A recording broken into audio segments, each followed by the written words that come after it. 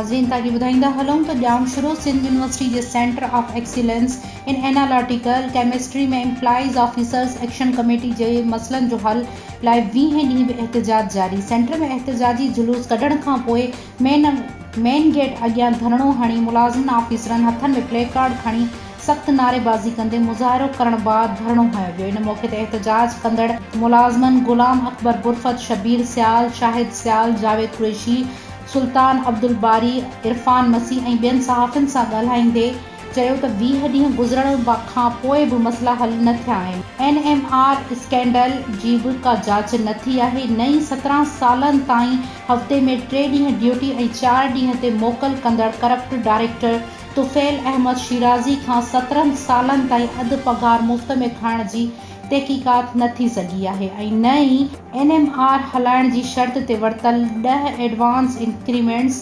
Centre جي account ۾ جمع ٿي سگهيون آهن. ملازمن ۽ آفيسرن مطالبو ڪندي چيو ته نيو مقرر ڪيل ڊائريڪٽر جي 17 سالن جي ڪيل ڪرپشن جي جاچ ڪئي وڃي.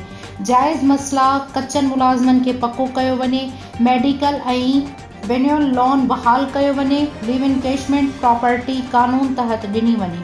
عيد ايڊوانس ڏني وڃي. 2012 کان رڪيل ملازمن ۽ آفيسرن جو پروموشن ڏنا وڃن ۽ ڪرپٽ ڊائريڪٽر ۽ نااهل اڻپڙهيل اڪائونٽ آفيسر کي هٽائي NMR اسڪينڊل ۽ ڪوڙن چيڪن جي جاچ پڻ ڪئي وڃي. ٻي صورت ۾ احتجاج جاري رهندو.